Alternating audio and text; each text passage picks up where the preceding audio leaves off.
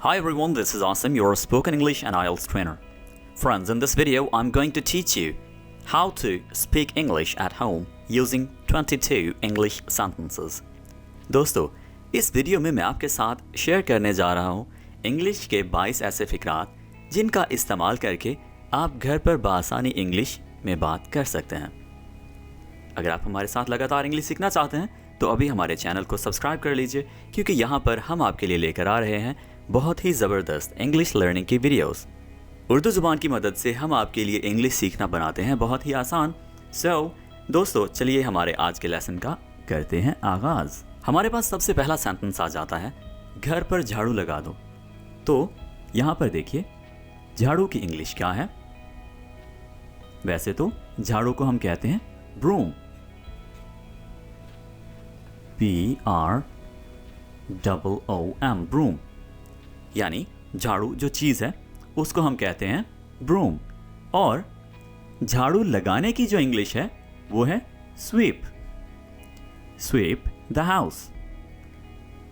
उन लोगों के लिए जिनके लिए उर्दू पढ़ना मुश्किल है, हमने आपकी आसानी के लिए ये रोमन उर्दू में भी सेंटेंसेस लिख दिए हैं। सो स्वीप द हाउस, झाड़ू लगा दो। स्वीप द हाउस, झाड़ू लगा दो। नंबर 2, पोछा लगाना और झाड़ू लगाना दोनों टोटली डिफरेंट हैं। ओके, सो मोप, मोप द हाउस। आप इसको सिंपली मोप द हाउस भी कह सकते हैं या मोप अप इकट्ठा भी कह सकते हैं, ठीक है। सो घर पर पोछा मार दो, मोप अप द हाउस। नहा लो। सो इसकी इंग्लिश क्या होगी? बहुत ही सिंपल है, bath, bath, take a bath.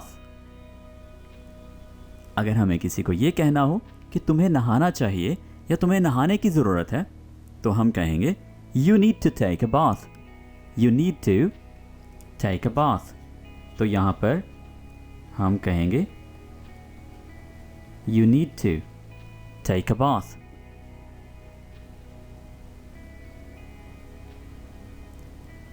Fridge से सब्जी निकाल दो, ब्रिंग आउट। फ्रिज से निकालने के लिए आप क्या वर्ड यूज करेंगे? Bring out, bring out. The vegetables, सब्जियों के इंग्लिश वेजिटेबल्स। इसको आपने वेजी नहीं कहना, यहां पर डबल ई प्रोनाउंस मत कीजिए। क्या होगा? Vegetables from the fridge, bring out the vegetables from the fridge. मेरे पीछे पीछे रिपीट कीजिए, रिपीट आफ्टर मी।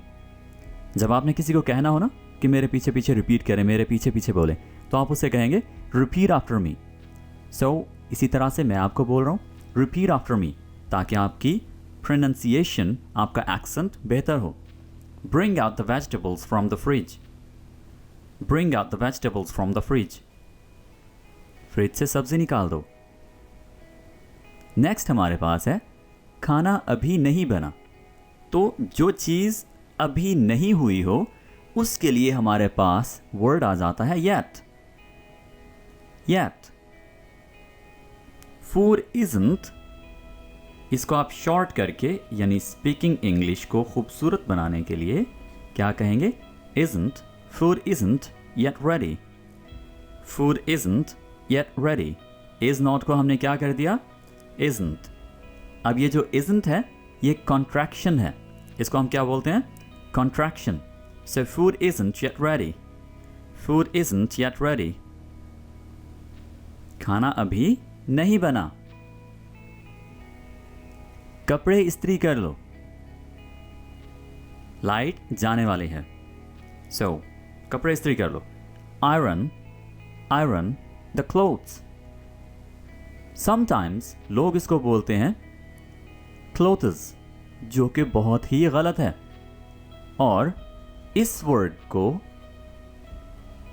बोला जाता है एज्ड, ये भी गलत है। इसको आप एज्ड बोलेंगे। आपको चीख चीख कर ये बोलने की ज़रूरत नहीं है, अगले बंदे को बताने की ज़रूरत नहीं है कि मैंने डी प्रोनाउंस कर दिया, डोंट टेक मी रॉन्ग, ठीक है, मुझे गलत मत समझना। सो एजेड नहीं बोलें, आपने इसको क्या बोलना है? Aged, aged. Okay, iron the clothes, iron the clothes. आप ये देखिए ज़रा, क्लोथ्स, ठीक है, ऐसे, आयरन द क्लोथ्स। ओके, नाश्ता तैयार है, ब्रेकफास्ट, ब्रेक, ब्रेक, ये ब्रेक नहीं है। Okay, breakfast, breakfast is ready, breakfast is, आप यूँ समझिए ये आपस में मिला हुआ है, एक ही वर्ड है। ओके, जब हम फ्लुएंटली बोलने की कोशिश करते हैं ना तो वर्ड्स को आपस में मिलाते हैं। जैसे मैं जब उर्दू में बात कर रहा हूँ तो आप नोटिस ज़रा कीजिए कि मेरे वर्ड्स सारे आपस में मिले जुले हुए हैं, ठीक है, कनेक्टेड हैं। सो इंग्लिश में भी वर्ड्स का कनेक्शन बनाइए, वर्ड्स को आपस में मिला कर मुनासिब तरह से, ठीक है, जैसे पॉसिबल हो। गैर मुनासिब जो कनेक्शन है वो भी नहीं बनाना। तो सुनकर, ये सुने, देखें हमारी उर्दू जो है वो किस तरह से बेहतर हुई है। हम बचपन से उर्दू सुनते हैं तो हमारा कनेक्शन बनाना हमें खुद ही पता चल गया। तो इसी तरह से इंग्लिश भी सुना करें ताकि आपका वो जो कनेक्शन बनाना है वर्ड्स के दरमियान, वर्ड्स को आपस में मिलाना है, वो आपको आ जाए, ठीक है, वो आप सीख सकें। So breakfast is ready. Okay, breakfast is ready. दाल गिर गई है। अच्छा दोस्तों, दाल एक चीज़ का नाम है, ठीक है। सो इंग्लिश डिक्शनरी में अभी ये लिस्टेड है, यानी अभी ये मौजूद है। जैसे कुछ लोगों को लोटे की इंग्लिश जानने की बहुत ज़्यादा वो होती है, क्यूरियोसिटी, तजस्सुस होता है। उसी तरह से दाल की इंग्लिश जानने को भी बहुत ज़्यादा लोगों को तजस्सुस होता है। सो दाल को एक तो आप पल्सेस बोल सकते हैं, अगर आपको बोलना ही है तो आप इसको पल्सेस बोल सकते हैं, या आप इसको लेंटिल्स भी बोल सकते हैं, ठीक है, लेंटिल्स।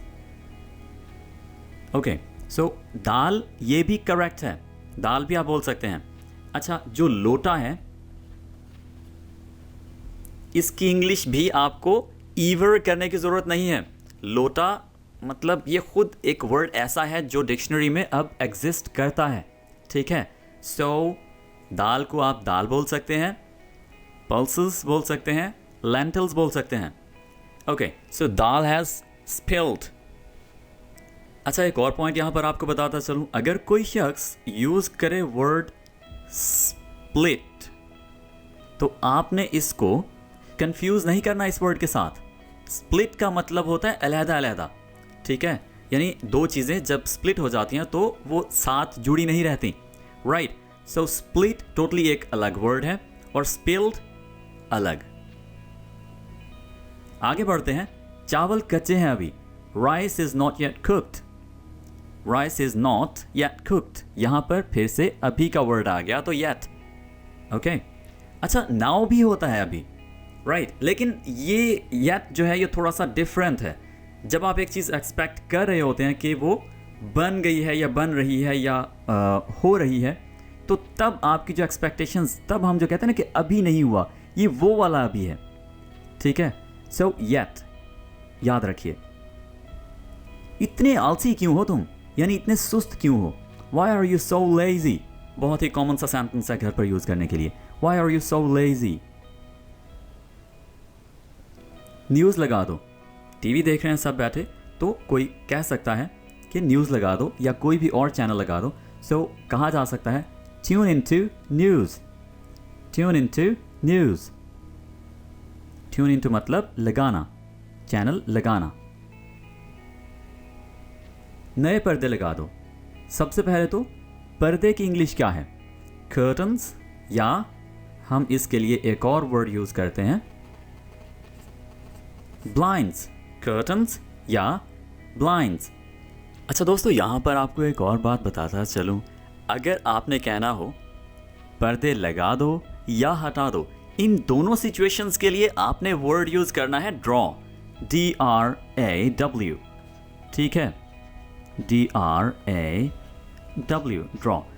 अब आप कहेंगे draw the curtain, right, draw the curtain.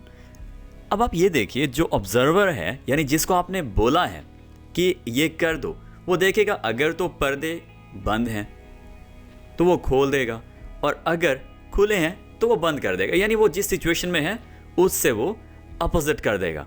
ठीक है, सो आपने ड्रॉ का वर्ड यूज़ करना है ओपन करने के लिए भी और क्लोज करने के लिए भी, यानी दोनों बातें कहने के लिए आपने वर्ड यूज़ करना है एक ही, जो कि है ड्रॉ।